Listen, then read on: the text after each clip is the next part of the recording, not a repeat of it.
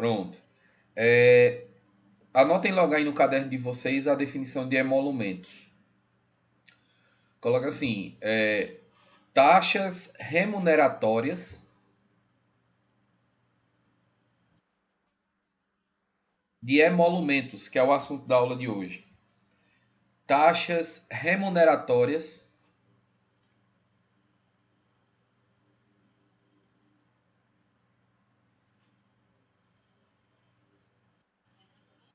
remuneratórias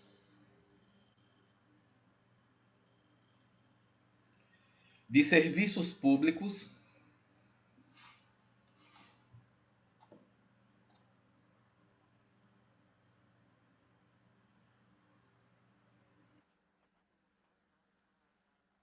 taxas remuneratórias de serviços públicos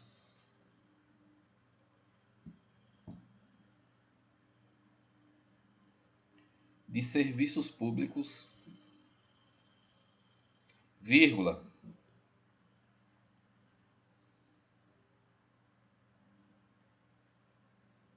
configurando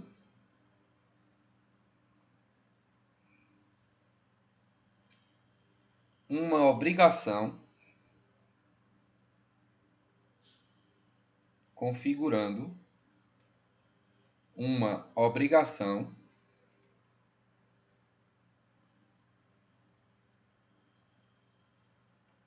pecuniária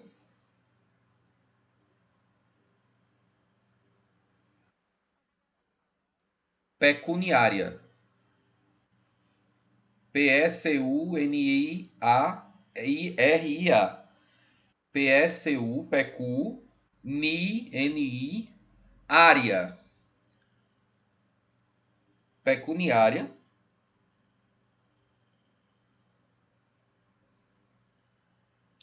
a ser paga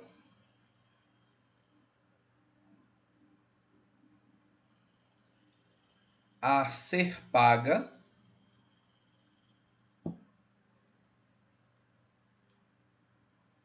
pelo próprio Quando foi que tu se perdeu? A ser paga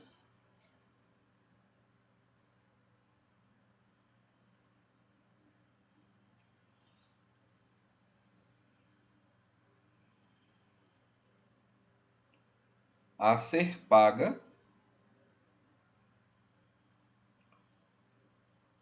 pelo próprio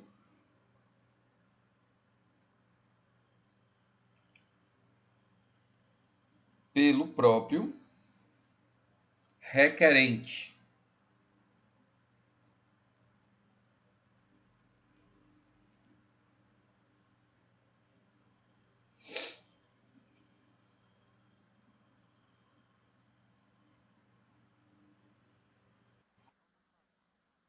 Pelo próprio requerente.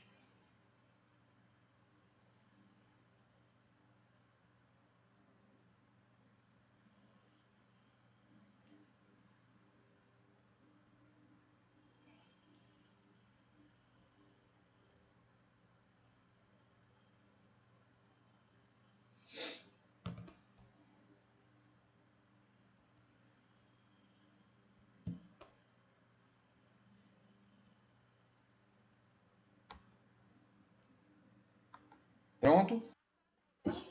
Só até requerente, ponto final.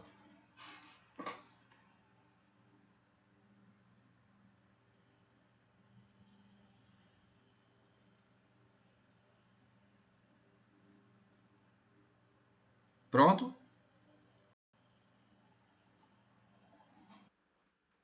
Pronto, ó, pessoal, é o seguinte. Esse assunto não é um assunto muito denso, não é. Ele é um assunto bem simples. O nome é emolumentos. Deixa eu digitar aqui no chat. Ele não é um assunto denso, difícil, complicado, certo? Ele é um assunto que para você ter mais noção de como funciona, você precisa da prática. Infelizmente a gente não pode ter uma prática agora, né? Se a gente tivesse uma aula de campo, um dos locais que talvez eu levaria vocês seria ao cartório, para que vocês entendam como é que funciona essa questão de emolumentos. Emolumentos, numa definição geral, como eu passei para vocês, são taxas remuneratórias, ou seja, são taxas de pagamento de serviço, né? A nossa remuneração é nossa comissão. Nesse caso, esses emolumentos, eles são algumas taxas remuneratórias do cartório, certo? Existem emolumentos em serviços públicos no sentido geral. Mas esses emolumentos que eu estou falando com vocês hoje, ele se refere aos cartórios. E qual é o cartório? O cartório de registro de imóveis, certo? Aí vamos lá. Eles são taxas remuneratórias de serviços públicos, ou seja, são taxas que são pagamentos de algum serviço que nos foi prestado, que configuram obrigação pecuniária. O que é pecuniária? Tem a ver com dinheiro. Então é um pagamento feito em dinheiro que é pago pelo próprio requerente. Então, por exemplo, existem vários tipos de emolumentos. A gente vai tecer alguns aqui. Por exemplo, o primeiro que eu vou falar vai ser abertura e reconhecimento de firma. Se eu vou ao cartório abrir firma, como a gente chama, ou reconhecer firma, quem paga sou eu que estou requerendo, certo? Não é o cartório, não é outra pessoa. Então, basicamente é isso.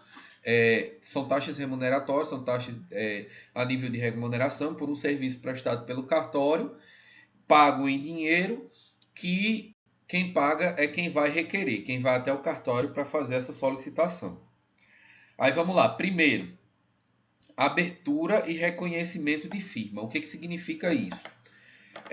Tem alguns documentos, ou qualquer documento que vocês forem lidar, que necessite se provar que as assinaturas que estão naquele documento, naquele contrato, elas são pertencentes de fato àquela pessoa. Por exemplo, tem um contrato de compra e venda de uma casa e lá tem a assinatura do construtor, lá tem a assinatura do comprador e lá tem a minha assinatura. E o cliente quer, ele exige que seja reconhecida a firma. Firma que a gente fala é a assinatura. Então você vai se dirigir até o cartório e se você não tiver firma aberta lá, você vai ter que abrir firma. O que é isso? Eu acho que eu já falei até isso em sala. O cartório ele vai lhe dar um papelzinho, certo? Onde você vai preencher em três, acho que são três espaços, se eu não me engano. Faz tempo que eu não abro firma em nenhum cartório, mas acho que são três espaços. Onde em três espaços você vai assinar o seu nome completo, com sua letra cursiva, ou seja, a sua letra normal, não é letra de forma nem nada.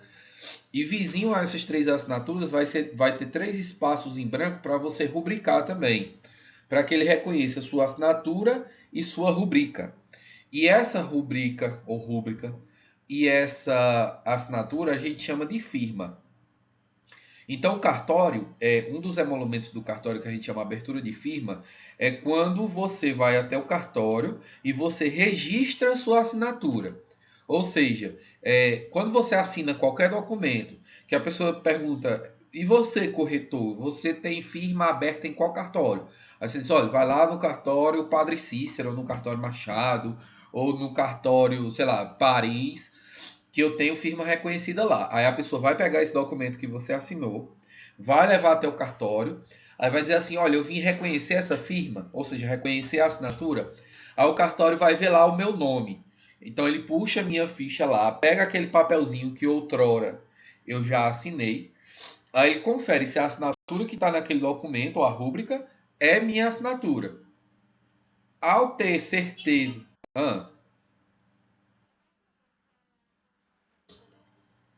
Vamos lá. Deixa eu jogar outra situação aqui. Você vai vender uma casa, você é corretora. Aí você lidou com um construtor que você nunca tinha trabalhado, seu José Joaquim, certo? Seu José Joaquim, você nunca tinha trabalhado com ele e você resolveu vender a casa dele. Aí ele prometeu lá uma série de coisas, um negócio da China e assinou o contrato. Aí você não reconheceu firma, porque achou que não precisava, o cliente também não exigiu, então cada um pegou sua via, o consultor ficou com a dele, o cliente ficou com a via dele do contrato e você ficou com a sua. Aí o que que acontece? Quando isso todo mundo tem assinado, né? Quando a casa ficou pronta, ficou faltando um monte de coisas que ele prometeu. Um monte.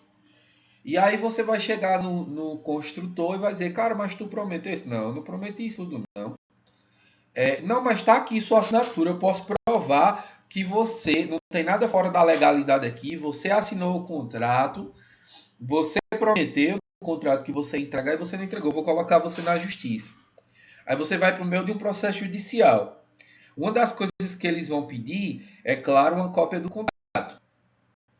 Aí, quando eles vão pegar o contrato lá, aí vamos checar a assinatura aqui do construtor, para ver se a assinatura é dele mesmo. Que o construtor ele pode alegar que ele não assinou aquele contrato, né? Que não foi ele que assinou. Quando ele vai checar lá a assinatura do construtor, no cartório onde tem firma reconhecida dele, ele chega que aquela assinatura não é dele.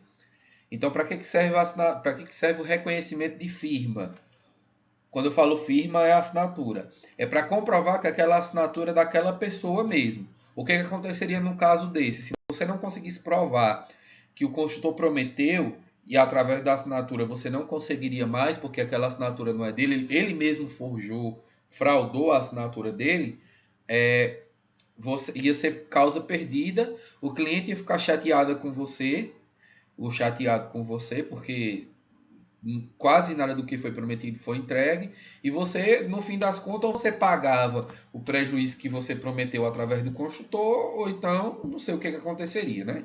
Se o cliente colocasse você na justiça, como a gente sabe, ele pode, se ele conseguir provar que você prometeu, que é o que está lá no contrato, né? Tem lá a sua assinatura bonitinha, você que provavelmente pagaria o prejuízo. Firma, firma, tem problema não, Júlia. O assunto hoje é emolumentos. Emolumentos. Depois você pega o início desse vídeo no YouTube que eu vou postar, aí você vê a definição que eu dei, tá bom? Então vamos lá. Aí o que que acontece?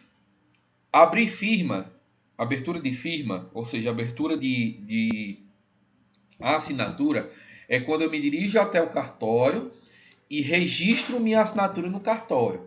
Então existe um registro público de cartório, certo? Onde esse registro vai estar dizendo que aquela assinatura é a minha. Fui eu que assinei lá, eu levei minha documentação e mostrei, olha, minha assinatura é essa. Então qualquer documento que qualquer pessoa tenha, que eu tenha assinado e ela queira comprovar que aquela assinatura naquele documento é meu, é só se dirigir até o cartório onde eu tenho firma reconhecida e fazer o reconhecimento de firma, ou seja, o reconhecimento da minha assinatura. Todo mundo entendeu o que é abertura e reconhecimento de firma?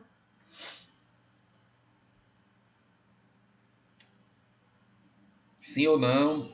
Oi, oi. Tem, tem. Não, mas geralmente, olha, geralmente quando você vai até o cartório ele vai lhe orientar que você assine conforme a sua identidade.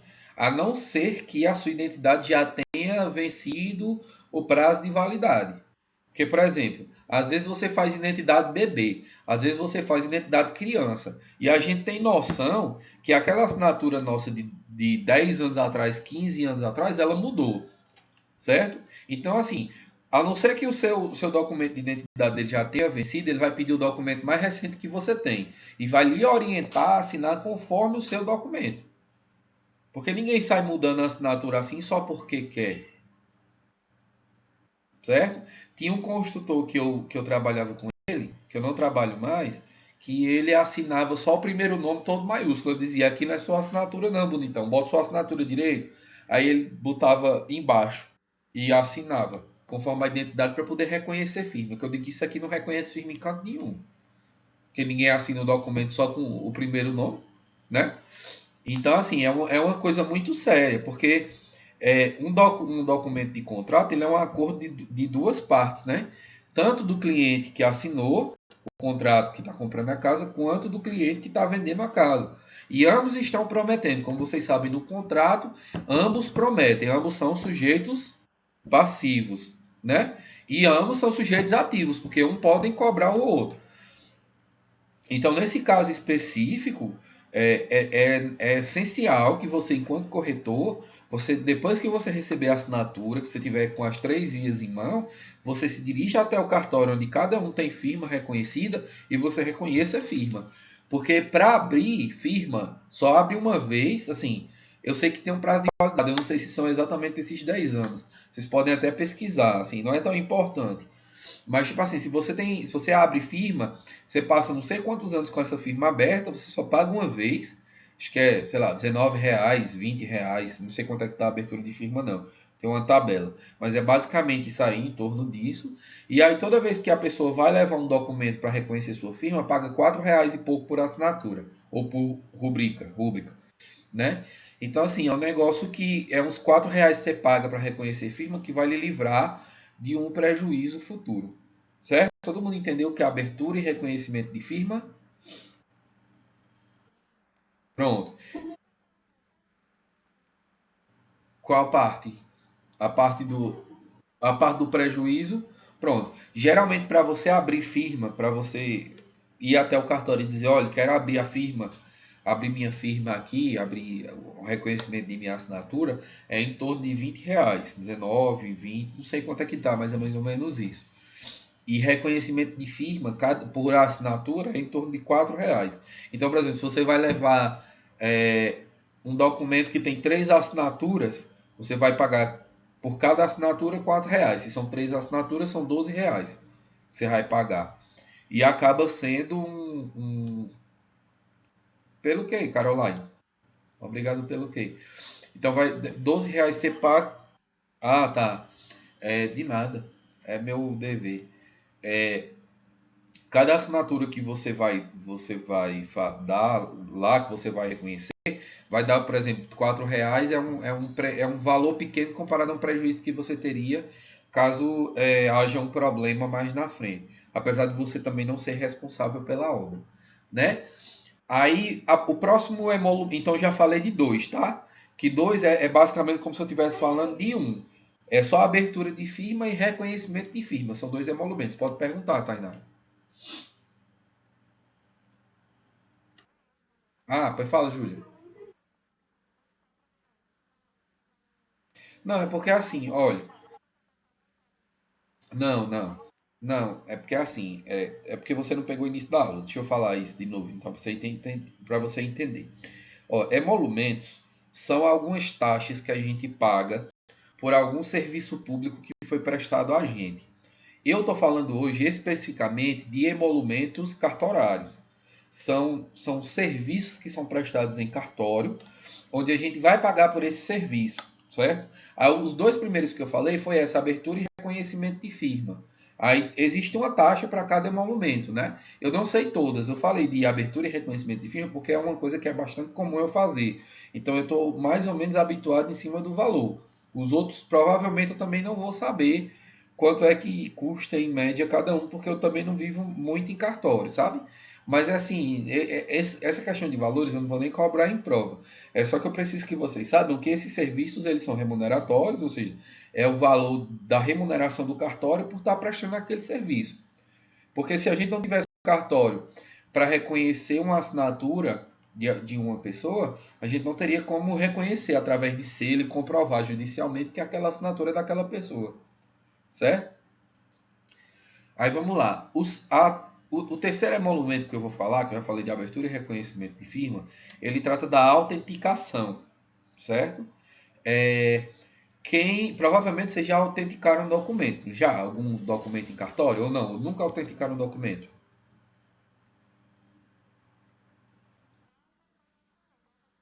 Pronto. Qualquer documento ele pode ser autenticado. Isso, Arla, eu falei mais ou menos, é em média isso aí. Então vamos lá, voltando à autenticação. A autenticação, ela funciona quando o cartório ele autentica, deixa eu ver, o que é uma coisa autêntica para vocês? Autêntica, para a gente entrar na definição mesmo da palavra. O que é uma coisa que é autêntica?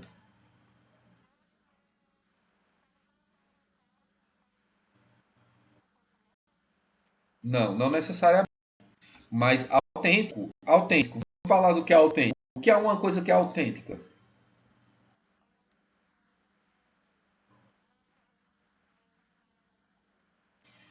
Na verdade, não. A autêntica é uma coisa que é verdadeira, que é a original. Então, por exemplo, quando uma pessoa.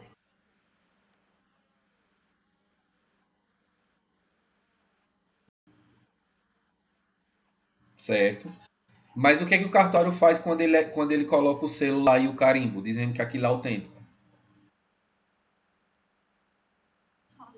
É dizendo que aquilo é uma cópia fiel.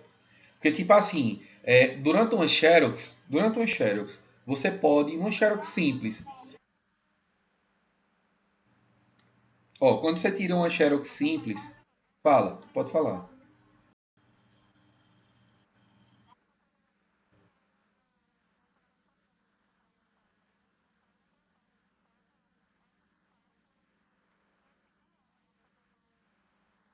Não, não é isso, ó, deixa eu explicar para vocês o que é. Vamos lá. É, vocês vão prestar vestibular na URCA, provavelmente ano que vem, certo? Uma das coisas que a URCA, uma das documentações que a URCA vai pedir é uma xerox da sua identidade autenticada. Por que, que ela pede autenticada? Primeiro, ela não pode, ela tem que comprovar por meio de alguma maneira que, na verdade, não é ela que tem que comprovar, vocês que têm que comprovar de alguma maneira que aquele documento com foto é o seu, né? Tipo assim, por exemplo, Maria Júlia. Maria Júlia, ela, digamos que, deixa eu ver aqui. Quem é a pessoa mais inteligente da sala de vocês, vocês consideram? Falem aí um exemplo. Pronto, pronto. Vamos lá. Digamos que Thaís, vou dar um exemplo, Thaís. Thaís vai prestar vestibular na URCA e Tainara não. Tainara não vai prestar vestibular na URCA. Então, Thaís, ela tem a brilhante ideia, eu estou dando um exemplo que não acontece, que pode acontecer, mas estou falando da sala de vocês hipoteticamente, tá? Tainara não, Thaís, então, ela tem a brilhante ideia de pedir a Tainara para fazer a prova no lugar dela. Só que como é que ela vai provar? Como é que Tainara vai provar que é Thaís no vestibular da URCA se o documento de Thaís tem a foto de Thaís? Então ela tem a brilhante ideia de fazer o seguinte: não, vou fazer o seguinte, eu vou pegar a identidade de, a minha identidade de Thaís, vou pregar uma foto em cima da minha foto de Tainara e vou bater a Xerox. Aí eu mando a Xerox para a URCA. Quando a URCA tiver acesso à foto, ela vai ver todos os meus dados, ela vai ver todos os meus dados e vai ver a foto de Tainara. Então, quando Tainara for fazer a prova, Tainara não vai ter problema com relação a isso. Porque a URCA, quando vê meu documento, vai constatar que aquela pessoa sou eu. O que é que impediria disso acontecer? Uma autenticação do documento.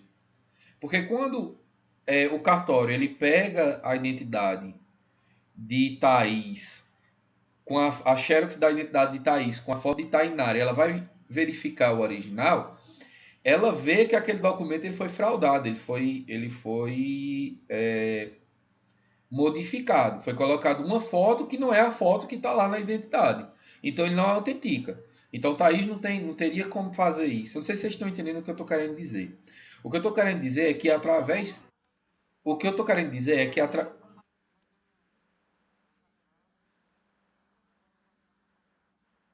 na verdade é quando ele autentica, é quando ele identifica a Xerox é oficial. Que a Xerox é exatamente igual ao original. O que eu estou querendo dizer com toda essa história é que qualquer documento que for ser xerocado, ele pode passar por uma espécie de fraude. Ele pode ser fraudado, ele pode ser modificado. E o que evita essa fraude é justamente a autenticação do cartório. Tipo assim, você vai assumir um emprego em algum local, um emprego qualquer. Por exemplo, quando eu fui assumir o IF, o primeiro local que eu tinha sido chamado para assumir o IF era lá em Tabuleiro do Norte. Eu tinha que levar xerox do meu documento. Por que que eles não pedem o meu original? Porque eles não podem ficar na posse do meu documento original. Qual é a alternativa para eles receberem um documento meu que não seja falso? Uma xerox de um documento meu autenticado pelo cartório. Porque o cartório dá fé que aquela xerox daquele documento é o original. Entenderam que é autenticação?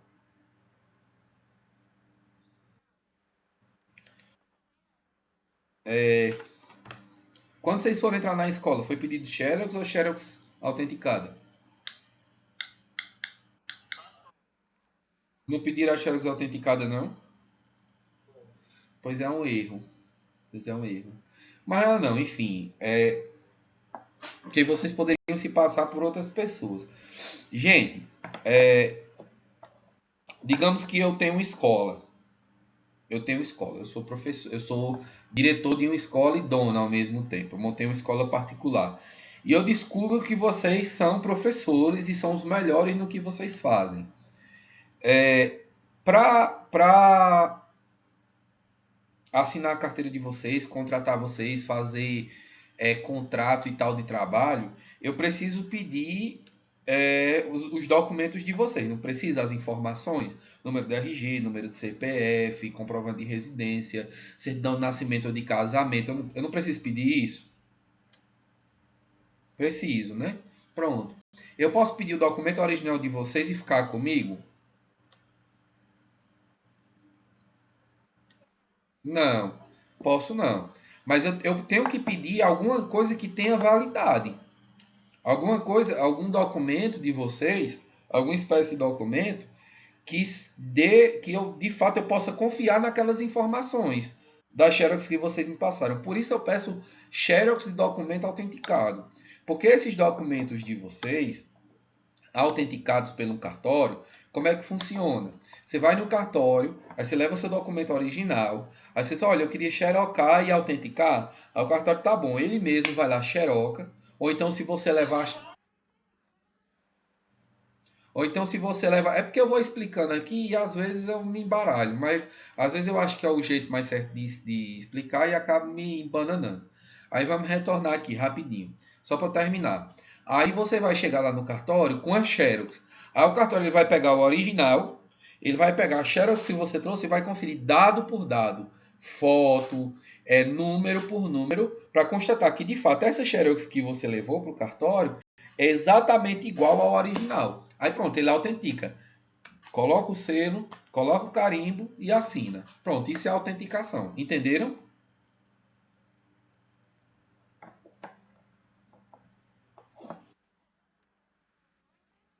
Vou dar outro exemplo. É, vocês, ano que vem, vão prestar Enem e tal, vão fazer o Enem. E vão concorrer à Bolsa ProUni, vão concorrer à Sisu, vão concorrer à FIES, caso não passem nessas duas primeiras opções, né? E aí o que que acontece? Vocês conseguem a vaga no vestibular, na faculdade, né? Na universidade.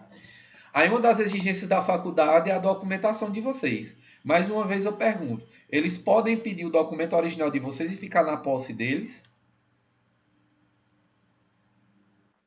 Não, exatamente. Por quê? Porque vocês precisam do documento de vocês. Vocês vão precisar do documento de vocês. Aí o que que acontece? Vamos retornando. Essa documentação, de que outra maneira eles podem pedir isso de uma maneira que a informação do documento de vocês seja confiável? Documentação autenticada. Aí o que que você faz? Você pega a sua identidade, você pega seu CPF, ou a identidade nova já tem identidade CPF, né, o número. Você pega seu comprovante de residência, toda a documentação que eles pedem lá que seja autenticada. Aí você vai lá no cartório. Aí você, olha, eu queria autenticar esse documento aqui. Aí o cartório diz, você já trouxe a Xerox? Aí você disse, já, tá aqui a Xerox. Aí ele vai conferir, vai fazer o famoso cara crachá. Documento assim, assim, assim. Xerox assim, assim, assim. Documento B, assim, assim, assim. Xerox B, assim, assim, assim. Então ele vai conferindo um por um para saber se a Xerox de fato é igual ao original. Quando ele confere, ele autentica. O que é autenticar? É o cartório dizer publicamente que aquela Xerox que você tem, que você está apresentando, ela é igual à original. Entenderam? Agora? Sim, pronto. Vamos para o próximo. Averbação. Já falei 1000 vezes sobre averbação, porque tem muitas situações que a gente lida com averbação. Quem gostaria de me dizer o que é uma averbação ou comentar o que é uma averbação?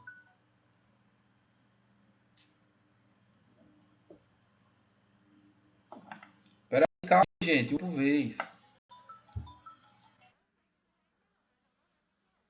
Ó, todo documento. Hum,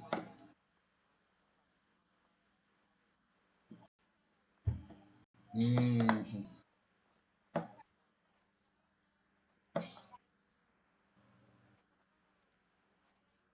tá grande, legal? Ó, um legal maior para você.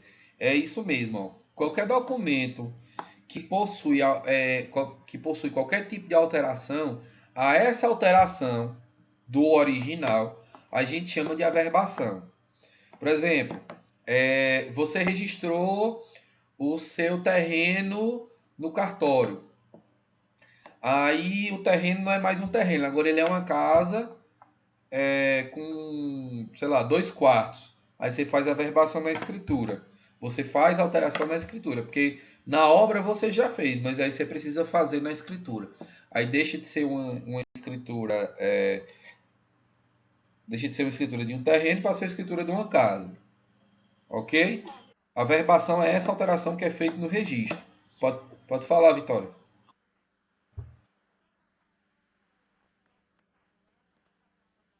Não, quando ela se separa ou quando enviúva, sim. Vamos lá. Quando vocês nascem, que o pai de vocês registra, ou a mãe de vocês registram, ou a avó, o tio, registram vocês no cartório, vocês vão receber a certidão de nascimento. Quando vocês se casam com alguma pessoa, e aí eu vou já falar de união estável também, que é outro emolumento, quando vocês se casam, vocês deixam de ter aquela certidão de nascimento, vai pegar a sua certidão de nascimento, vai pegar a certidão de nascimento do seu cônjuge e ela se transforma numa certidão de casamento. A certidão de casamento ela é uma só para os dois. Quando vocês se separam, quando vocês se separam, é feita uma averbação nessa certidão de casamento. Então a certidão de casamento vem dizendo lá que agora vocês dois se separaram. E o que foi que aconteceu com o patrimônio de vocês, certo? Quando você enviúva, a mesma coisa. Quando você enviúva, eu falo já, Júlia. Quando você enviúva, é a mesma coisa. Lá você tem uma certidão de casamento, aí o seu cônjuge, puf, morreu, bateu as botas. Aí você vai fazer a verbação na certidão de casamento, onde lá vai ter a verbação da morte, com o número de certidão de óbito e tudo, da pessoa, do seu cônjuge, né, no caso. O que eu passei até agora, abertura e reconhecimento de firma, autenticação e a última agora foi averbação, certo? Foram essas três. Com relação a, como eu estava falando de casamento, eu vou falar agora de união estável. Eu iria falar de procuração, mas eu falo daqui a pouco. É procuração. Vocês fazem ideia o que é uma procuração? A verbação é a alteração, Yarla, em qualquer documento público. Alteração que seja feita no registro público. Casamento é um registro público. Escritura é um registro público. Vocês entendem o que é procuração? Ou vocês nunca ouviram falar no o que é uma procuração?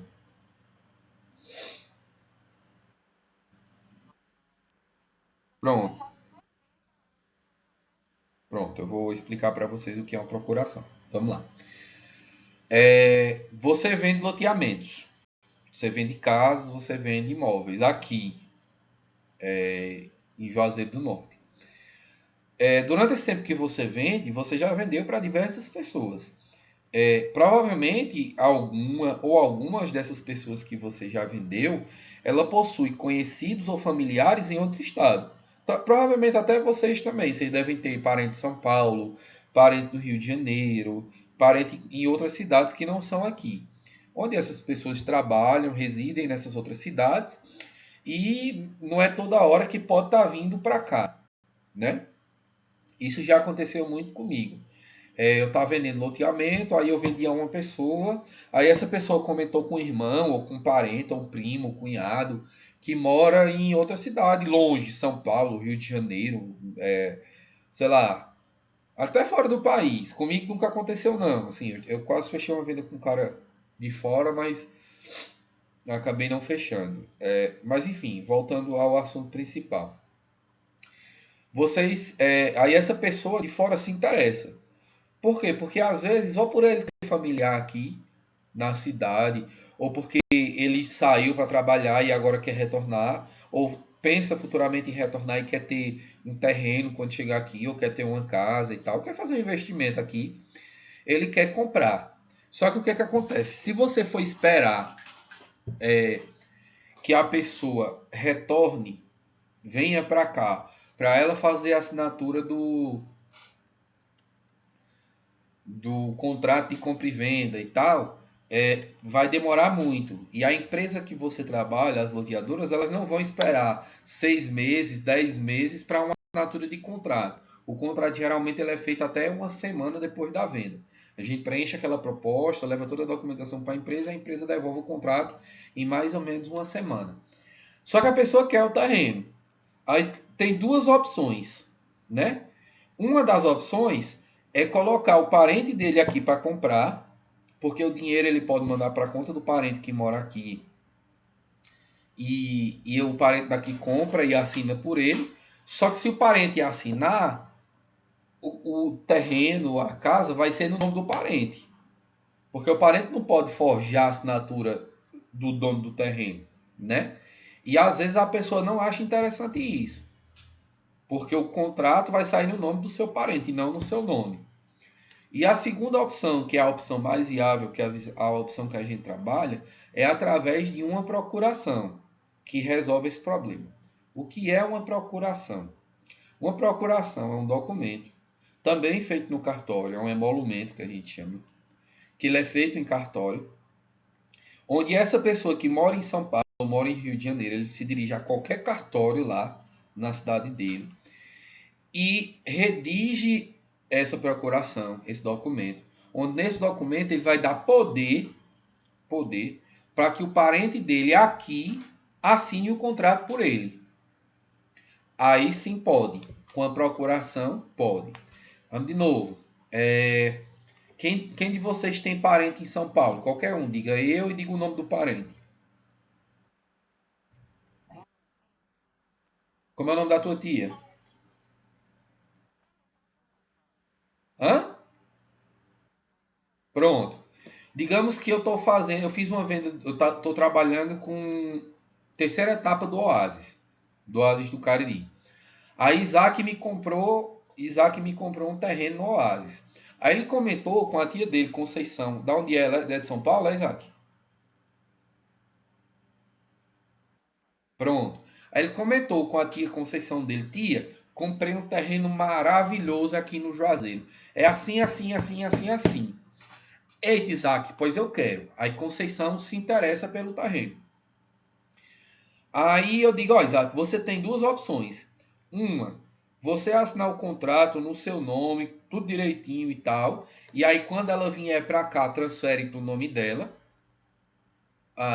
o contrato. Porque quando você assinando com seu nome, com seu CPF, tudo direitinho, o contrato vai sair no seu nome. Mas aí não tem problema que quando Conceição vier a passeio aqui a Juazeiro, aí ela pode transferir do seu nome para o nome dela. Ou então você pode fazer uma procuração. Aí Isaac volta para Conceição. Conceição, é o seguinte, tia. Ícaro disse que eu posso fazer no meu nome. Aí quando a senhora vier, a senhora transfere para o seu nome. Ela disse, não, Isaac, eu não quero não. Eu disse, não, pois então eu posso fazer uma procuração. Aí o que a Conceição vai fazer? Conceição vai a qualquer cartório lá em São Paulo. Aí esse documento ele já é um modelo pronto que tem no cartório, tá? Se vocês quiserem, podem até procurar. Modelo de procuração, que vocês vão achar diversos modelos na internet. É um modelo super simples. Onde vai estar dizendo, eu, Conceição, É, o nome completo dela, né? Maria da Conceição das Neves. De RG número tal, CPF número tal. Dou poder a Isaac Emanuel, não sei o que, das Contas Teixeira das Neves, para assinar o documento. E pode ser bem específica a procuração, tá? O ideal é que ela seja bem específica. Para assinar esse documento do loteamento Oasis, de uma compra que eu estou fazendo assim, assim, assim, assim. Aí o que, que ela faz? O cartório faz. O cartório coloca para ela assinar no final, coloca a data, e isso a procuração ela tem uma validade também, tá? Ela não é infinita, não, ela não é válida até o último dia da vida de Isaac. E ela pega, coloca dentro do envelope, manda pelo correio, que não pode ser só escanear lá e mandar. Então ela manda pelo correio. Quando chegar aqui em Juazeiro, Isaac recebe essa procuração, me procura e vai fechar o negócio.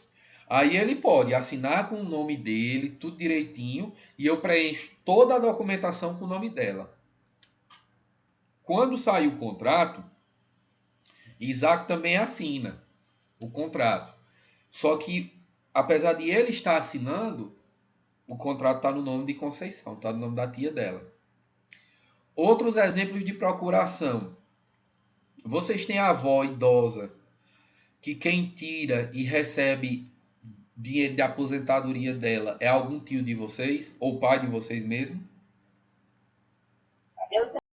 Pronto.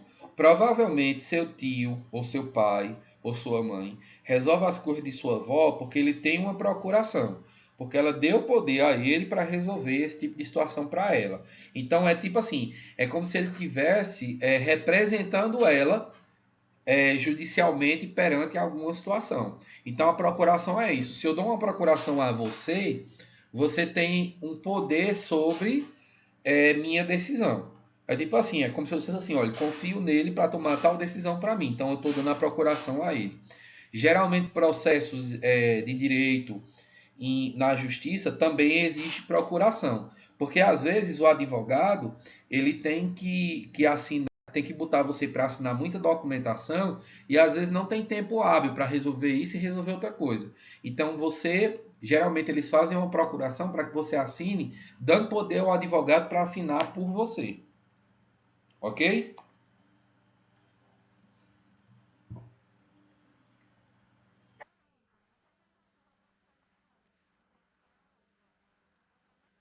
Não, depende do poder que você deu a ele. Se você deu pleno poder absoluto de assinar o que ele quiser e resolver o que ele quiser por você, aí é bem feito para você, né? Se ele resolver alguma coisa que você não queria. Mas, tipo assim, numa situação como essa, a procuração, nessa que eu passei para vocês, né? A primeira, ela vem bem específica dizendo que a procuração, ela só dá poder a ele a assinar esse contrato desse loteamento por ela. Entendeu? Aí não vai ter problema, porque ele vai fazer a compra que você mandou. O dinheiro você pode transferir via bancária, né? Via internet. O dinheiro, meia hora, está na conta de Isaac e Isaac pode resolver isso para ela. Certo?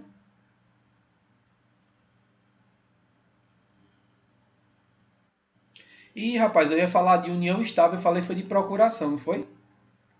Agora que eu tô vendo aqui, eu tô vendo que eu deixo aqui uma folha aqui com as coisas que eu tenho que falar, que eu tenho que falar, que eu vou lembrando das coisas e vou falando, ó. União estável, para voltar. Alguém conhece, algum de vocês conhece alguém que esteja em união estável? Ou vocês sabem o que é uma união estável?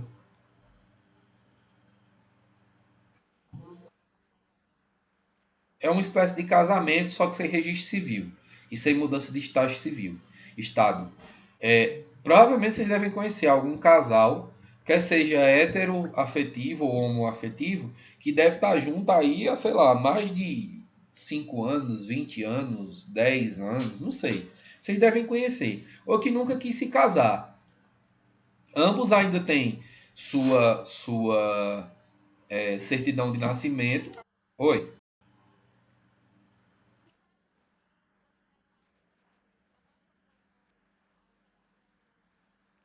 pode, porque é uma união estável.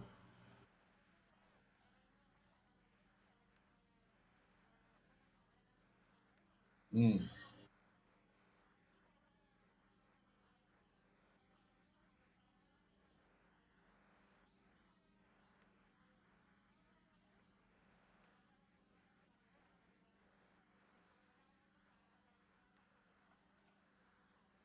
Ó, mas a união estável, geralmente ela é um documento que é feito em cartório, então ela deveria, de fato, ela deveria ter feito. Mas nem sempre você precisa comprovar a união estável somente através do cartório, não, viu? Faz quanto tempo isso? Pois ó, é o seguinte, o que é uma união estável? União estável é quando duas pessoas homoafetivas ou heteroafetivas, elas vivem juntas, sem o registro civil do casamento. Tipo assim, o estado civil delas, estado civil, ainda é solteiro porque ambas têm certidão de nascimento como solteiro. Só que elas podem comprovar que tem união estável. Antigamente, a lei antiga dizia que para ser comprovada a união estável, você tinha que ter no mínimo 5 anos com aquela pessoa. Hoje não tem data mínima mais não. Como é que você comprova hoje que você tem união estável com alguma pessoa? Além do documento, claro, de união estável, que é o emolumento que é feito pelo cartório. Você pode comprovar se a pessoa tiver conta corrente conjunta. O que é isso? Existem vários tipos de contas no banco. Existe um tipo que é conta corrente. Uma conta corrente conjunta é uma conta corrente que é dos dois. Tipo assim, os dois têm a mesma, eles dividem uma conta no banco. Então todo dinheiro que é colocado lá dentro daquela conta é dos dois. Então essa é uma forma de, de comprovar a união estável. Outra, testemunhas. Se você mora junto com uma pessoa, você tem um vizinho da frente, você tem um vizinho do lado, você tem um vizinho do outro. Você tem familiares da pessoa, você tem familiares seus. Você tem pessoas, conhecidos, amigos, que podem testemunhar na justiça que vocês dois moravam juntos. Tinha.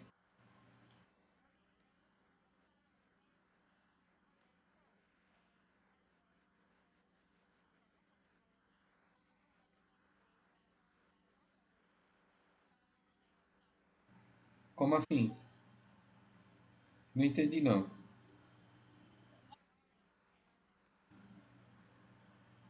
Tá falhando, Ana Clara. Fala. Travou um pouquinho, mas fala.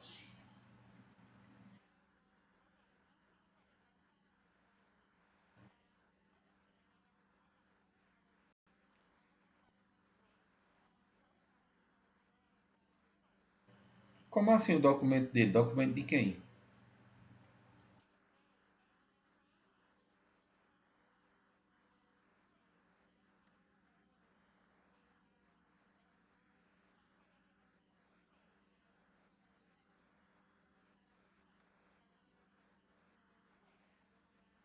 Então, aí é uma prova.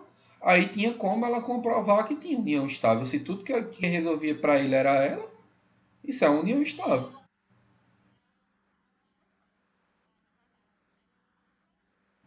Ó, outra forma. Não, pois a advogada eu acho que ela deve ter pagando alguma coisa por trás, porque isso aí é uma prova que é união estável. Muito estranho. Outra forma de você comprovar que você tem união estável é através do testamento.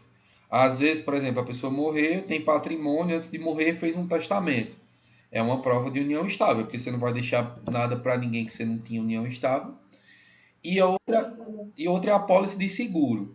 Às vezes, por exemplo, você faz um seguro de vida que quando você morrer, você está pagando lá, quando você morrer, tal pessoa, seu cônjuge, no caso, ou então a pessoa que mora com você, no caso de união estável, vai receber com a quantia X, que é referente à taxa que você paga mensal, da pólice de seguro, então é uma prova de comprovar a união estável. Pergunta, Júlia.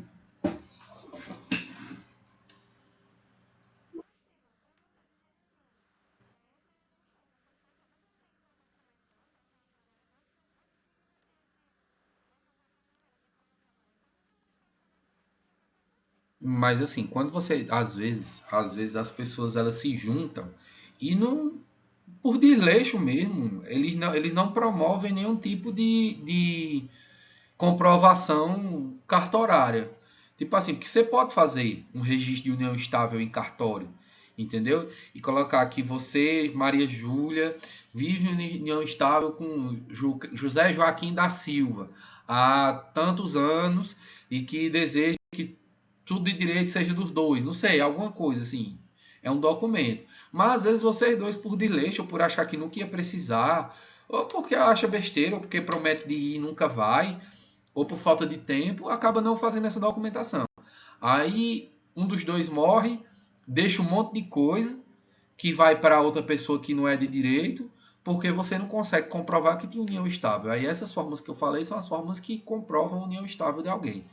E antigamente na lei, para ser união estável, só era considerado quando você tinha no mínimo 5 anos juntos com aquela pessoa. E hoje não existe mais esse mínimo, não. Você pode ter passado só 6 meses. Tem não. Você pode ter passado 6 meses com a pessoa. Se você comprovar que era uma união estável, que de fato vocês eram é, exclusivos um do outro, que moravam juntos e que dividiam as coisas e tal, você pode comprovar que tinha união estável com aquela pessoa. Ok? Conta corrente conjunta,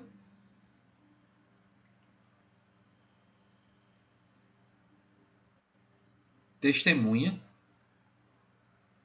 testemunhas, quer dizer, testamento e apólice de seguro.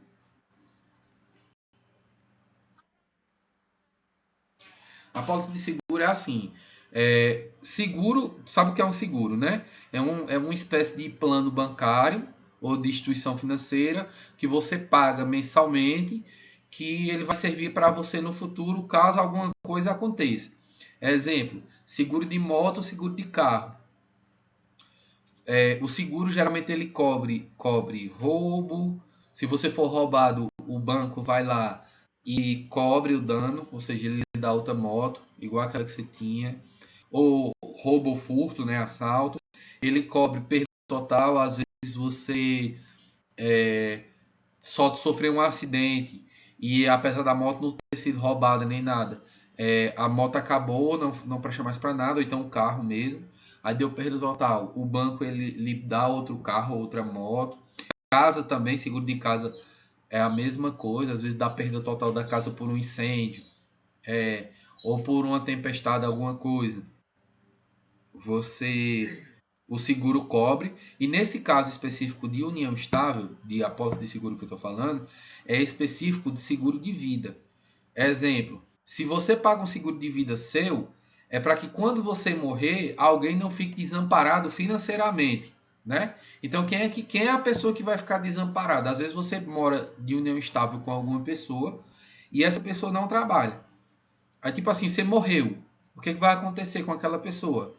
Ela vai se ver perdida no mundo, nunca trabalhou, então trabalhou muito tempo atrás, não lembra nem como é que faz, não sabe como é que vai procurar emprego. As necessidades elas não param só porque você morreu e tal. Então ela vai precisar de dinheiro. Então você paga uma pólice de seguro e você coloca como beneficiário a pessoa que mora junto com você. Isso é uma forma de comprovar a união estável. De nada. Bruno, era Bruno que ia perguntar?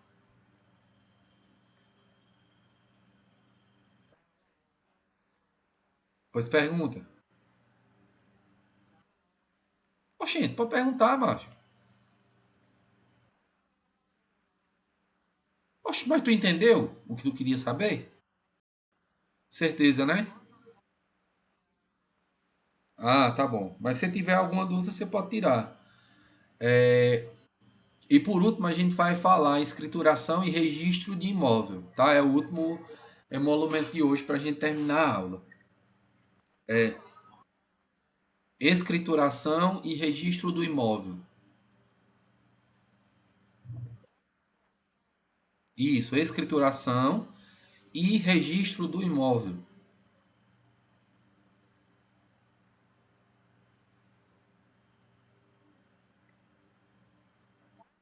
Pronto. A escrituração e o registro de imóvel, elas são duas coisas que elas são concomitantes, ou seja, elas acontecem no mesmo tempo, ok? Vamos lá. Como eu já falei para vocês em outra aula passada, inclusive nesse mesmo módulo aqui de aula online, Eu já falei para vocês a respeito da escrituração, que você recebe, quando você termina de pagar o terreno ou quando você compra ele à vista, você vai receber uma escritura particular, né? E você vai levar essa escritura para o cartório e depois de todo o processo, eles vão emitir para você um documento público que a gente chama de escritura pública. Já falei disso? Já, pronto. Ó, ao mesmo tempo que ele está emitindo aquela escritura pública para entregar, ele está fazendo o registro do imóvel no cartório. O que é esse registro do imóvel do cartório? Esse registro é quando o cartório ele coloca num livro dele lá, ou no sistema, não sei como é que os cartórios estão fazendo, a prova de que aquele imóvel ele de fato é seu. Porque precisa ter a sua parte, a sua prova, no caso a sua escritura pública, e precisa ter lá no livro do cartório constando todas as informações daquele terreno que tem a escritura, certo? Aí, porque você consegue provar para qualquer pessoa que aquela propriedade é sua. E se você der uma xerox dessa escritura pública que você tem para alguma pessoa, ou você der as informações que tem nela, essa pessoa pode comprovar, não só através da escritura pública, mas ela pode comprovar lá no cartório que de fato aquele terreno é seu e que aquela escritura que você tem, ela não é falsa. Ok?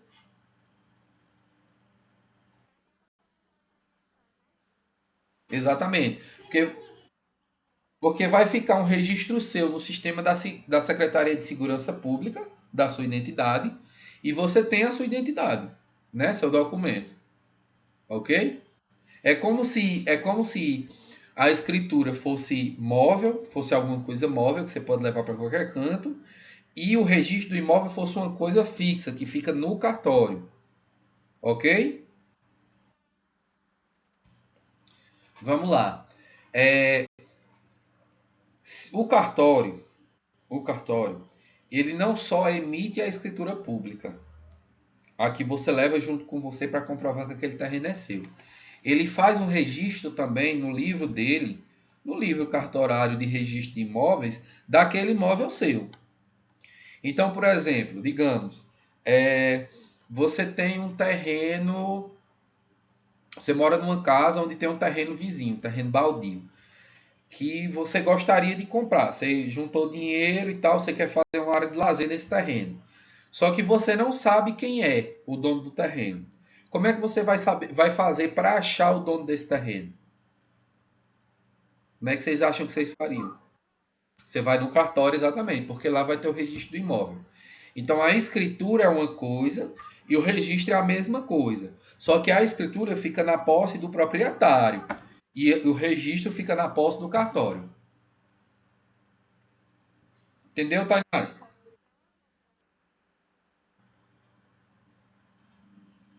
Pode perguntar, Júlio.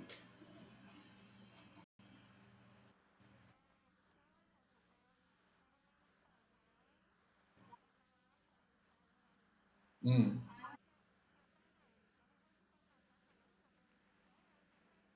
Não é que eles vão ficar com a cópia, eles vão ficar com esse registro seu lá. Quando você vai emitir a segunda via, eles vão conferir se os seus dados lá são os dados que você está apresentando agora. Entendeu? Aí eles emitem uma nova, uma segunda via da identidade, mas não é exatamente igual àquela. Eu já tive uma identidade que eu fiz em 2002 e eu perdi ela. Fui inventar de jogar bola com ela dentro da carteira, levar para a escola. A carteira caiu, a identidade caiu, eu não vi. Aí eu fui tirar a minha segunda via. Quando eu fui tirar a minha segunda via, eu precisei levar outra foto 3x4 e levar de novo minha certidão de nascimento. Por quê? Porque aí eu levei um BO também, dizendo que eu tinha perdido a identidade. Aí o que que acontece? O BO comprovava que eu tinha perdido, a certidão de nascimento e a foto comprovava que era eu. Aí eles pegaram esses três documentos e colocaram do lado do registro. Aí eles comprovaram que de fato eu era aquela pessoa e tal e emitiram uma segunda via. Para não emitir para qualquer um, entendeu?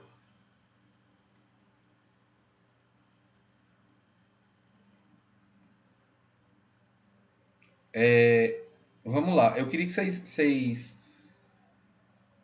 colocassem aí no caderno de vocês. Deixa eu ver quantos atributos são. Um, dois, três, quatro, cinco, seis.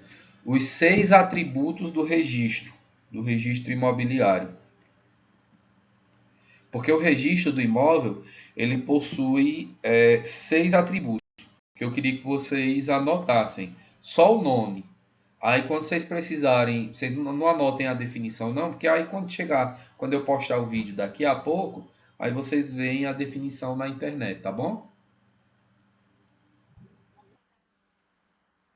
Do registro imobiliário. Não, é porque assim, eu vou falar os 6 nomes aqui, vou falar os 6 atributos e vou explicar o que é cada um. Só que é tipo assim, eu não queria ficar parando para dar definição a vocês, entendeu? Que aí a gente vai demorar muito tempo. Aí eu dou só os atributos, eu explico o que é cada um, e aí vocês anotam a definição depois. Vamos lá. Primeiro, territorialidade.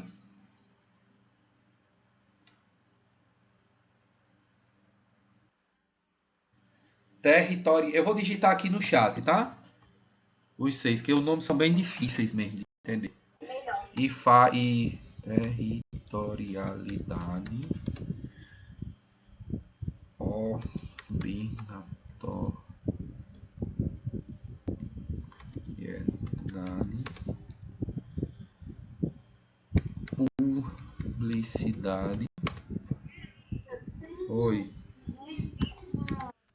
força probante. Ó, peraí, é probante, viu? Eu botei probantes. Tem não. Mas você procura na internet você acha. Força probante, legalidade e ato sequencial. Pronto, são esses 6 aí que eu digitei. Territorialidade, obrigatoriedade, publicidade, força probante, legalidade e ato sequencial. Vamos lá, o que é cada um? Territorialidade. É porque esse registro de imóvel ele tem que pertencer a algum território. Lá no cartório ele tem que pertencer onde o imóvel está. Vamos de novo. Territorialidade tem a ver com que o terreno, o imóvel, ou a casa, ou o apartamento. Oi, voltou?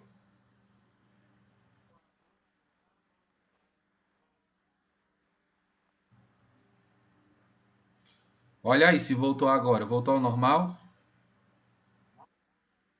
Pronto, vamos lá. Territorialidade. Territorialidade quer dizer que o imóvel ele tem que pertencer a algum território. Nesse caso específico, ao território onde ele está registrado. Se você vai no cartório de Juazeiro, no aqui a gente tem dois, né? De registro de imóveis, que é o Machado e o Padre Cícero. Se você vai no Machado, ele é zona, acho que é zona 2 e o Padre Cícero é zona imobiliária um, que o Juazeiro, se vocês não sabem, ele é dividido em duas zonas, uma parte pertence ao Machado e uma parte pertence ao Padre Cícero. Se você tem um imóvel, acho que é na zona um, que é o do Padre Cícero, você só pode registrar seu terreno, seu imóvel, na zona um no cartório Padre Cícero. E se seu terreno ele pertence à zona 2, que no caso aqui pertence ao Machado, você só pode registrar seu terreno no cartório Machado, que é da zona 2. Ok? Então, territorialidade, ele tem que pertencer a algum território. Nesse caso é território de Juazeiro do Norte, zona um ou zona 2. Obrigatoriedade, quer dizer que é obrigatório você registrar o imóvel, ok? É obrigatório que você registre no cartório a propriedade daquele imóvel.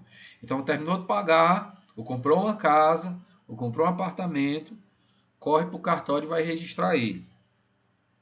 Publicidade. Publicidade não no sentido de propaganda, mas no sentido de ser público, ok? Aquela situação que eu falei para vocês, de você querer saber quem é o dono do terreno que é vizinho à sua casa, ou de qualquer terreno localizado em qualquer local dentro de uma cidade, você pode ir ao cartório de registro de imóveis e solicitar que o cartório lhe mostre lá na escritura quem é o atual proprietário daquele imóvel, ok? Daquele terreno lá que você quer saber o dono. É, porque se, por exemplo, se você comprou o terreno e você não registrou, o terreno ainda faz parte lá no cartório do loteamento, sei lá, Bela Vista. E o loteamento Bela Vista pertence à empresa tal. Então, quando você chegar lá, se não tiver o registro ainda, se tiver ainda como loteamento, aí vai aparecer lá que ainda é um lote de um loteamento, ok? É como se não tivesse sido vendido. O próximo, força probante. Quer dizer que aquele registro prova que aquele imóvel pertence àquela pessoa.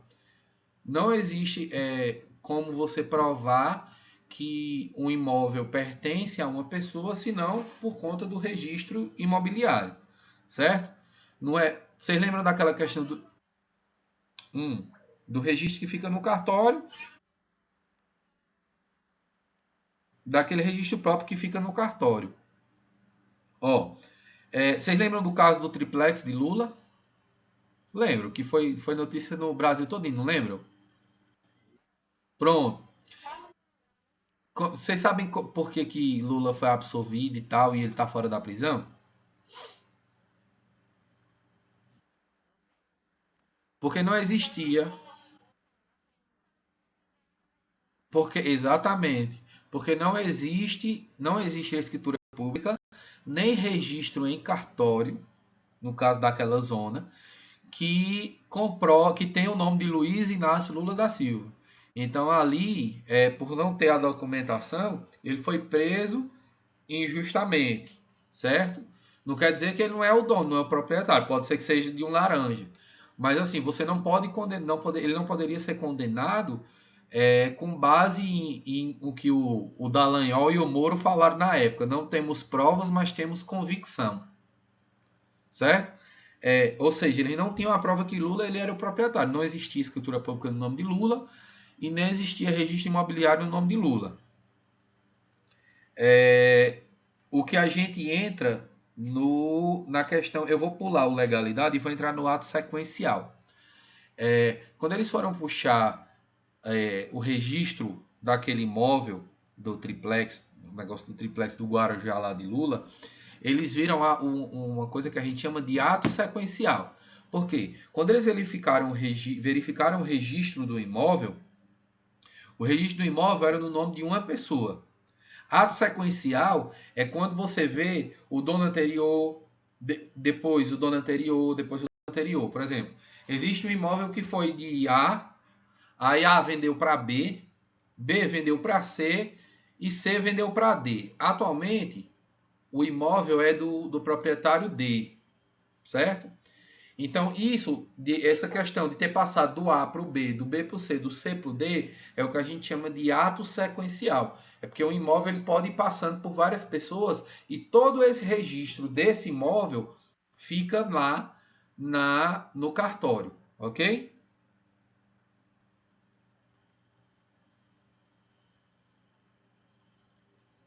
Alguma dúvida sobre o ato sequencial?